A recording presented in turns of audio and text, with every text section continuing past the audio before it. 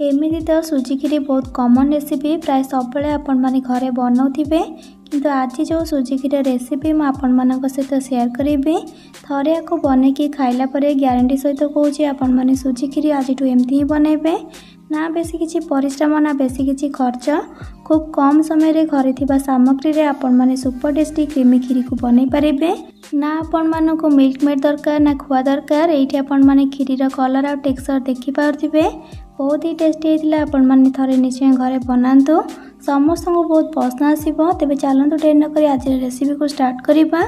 नमस्कार आपण समस्त को प्रियास किचन ने अनेक अनेक स्वागत।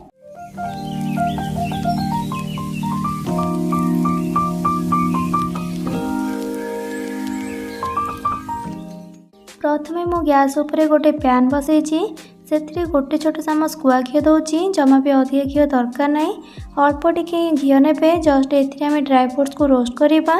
तो प्रथमे ये 10 ରୁ 12टी पाखापाखि काजू दौची ये ड्राई फ्रूट्स मु काजू आ किसमिश नहीं आपन चाहे टोटाली स्किप करें बा आपण निज मन पसंद ड्राई फ्रूट्स ए पारे। तो प्रथमे काजू को आम हल्का लाल लाल होगा पर्यंत भाजवा टिके कलर चेंज हो गला ये किसमिश को देदेबा।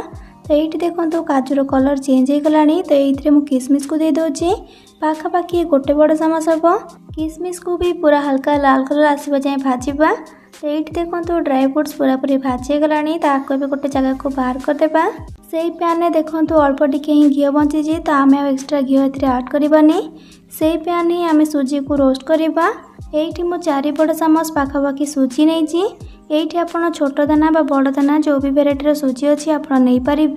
तो ये देखो मुझे जो थे उपमा बनाती से ही सुजी ही नहीं नॉर्मली आपड़ जदि घर स्टील चामच मापिबे तो 4 बड़ चामच ही हम 8 आउ जमा भी अधिक नेबेनी। एबे सुजी को आम लो टू मीडियम फ्लेम रे रोस्ट करवा पाखापाखि 3 ରୁ 4 मिनट पाई पाखापाखि ये 3 ରୁ 4 मिनट हो गलानी बहुत बढ़िया भाव सुजी ये रोस्ट हो गलानी। एबे पैन को आम साइड करके रखिदेबा।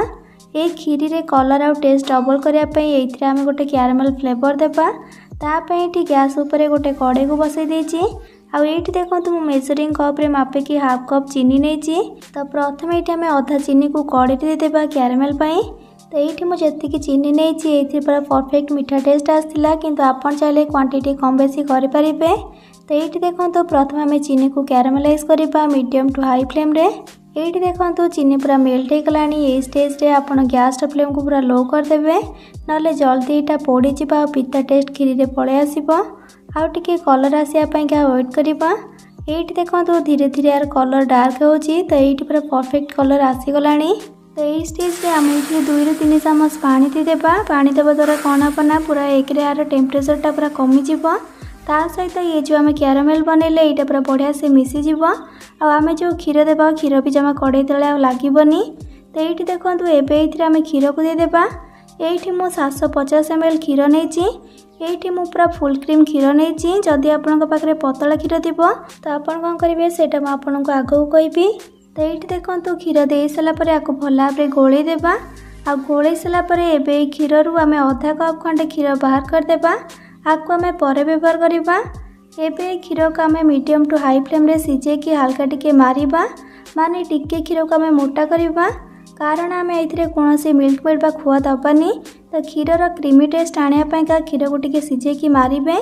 तो ये स्टेज रे आम जो बाकी जो चीनी थिले ताको ये दे दोची ताको भल भाव गोल देवा और मीडियम टू हाई फ्लेम रे 5 मिनट खंडे फुटिबा को छाड़िबा पाखापाखि 5 मिनट फुटिला परे एबे आम सुजी को जो रोस्ट करके रखिथिले ताको दे देबा। सुजी को दे सारिकी भलसे गोले सारापर से धीरे तेजपत्र को पकेबा आ सहित ये 4टा छोट गुजराती को छेचिकी दे दूची बहुत बढ़िया बास्ना आसीबो किंतु यहाँ पूरा पूरी ऑप्शनल अच्छी जदि आपको पसंद है टोटाल स्किप करेंगे सबू को दे सारिकी भल भाव गोले देवे आ लो टू मीडियम फ्लेम रे 5 ରୁ 7 मिनट खंडे आपको फुटेबा जेबे जाए सुजी पूरा भल भाव सीझी न जाइए। तो पाखापाखि 5 मिनट पर आम जो क्षीर बाहर करके रखी से क्षीर आम गोटे बड़ चामच मिल्क पाउडर देकी भल भाव गोल देवा। ये मिल्क पाउडर दबा द्वारा खीर टेस्ट आ क्रीमिनेस आहरी बढ़ी जमती कि मुझे जदि आप पतला क्षीर नौकरी ताले मिल्क पाउडर क्वांटिटी टी अधिक बढ़ी देवे। तो ये देखो ये आम देदेबा तापर को भल भाव गोल देवा। ये आप देखिपे खीर कलर केते बढ़िया आसलानी एबे तो पूजा पर्वर सीजन स्टार्ट होगलानी। जदि आपंक पाखे बेसी समय नथिबो, कम समय किसी टेस्टी और स्पेशल बनइबार थिबो तो निश्चिंत ये खीरी को घरे ट्राए करंतु, समस्त को बहुत पसंद आसीबो। तापर ये देखंतु एथिरे आमे 2 पिंच पाखापाखि लुण टिके पकई देबा। लुण देवा द्वारा कौन हेबाना मिठार टेस्ट को बालांस करिवो। जेतेबेले आपण खीरी खाइबे जमा भी आपण को पार्टी को बेसी मीठा मीठा लागिबनी। तापर देखंतु आमे जो भाजिक रखिथिले काजू और किशमिश ताकू पकई देबा। तापर आपको भल भाव गोल देबा। एठी हमर खीरी पूरा पूरी रेडी होगला। यार कंसिस्टेंसी देखंतु एमती ही रखिबे, आठो बेसी बहलिया करिवेनी कारण एटा ठंडा होगला परे आउ टिके बहलिया जिवो। तो यही स्टेज रे मु गैस फ्लेम को ऑफ कर दउची।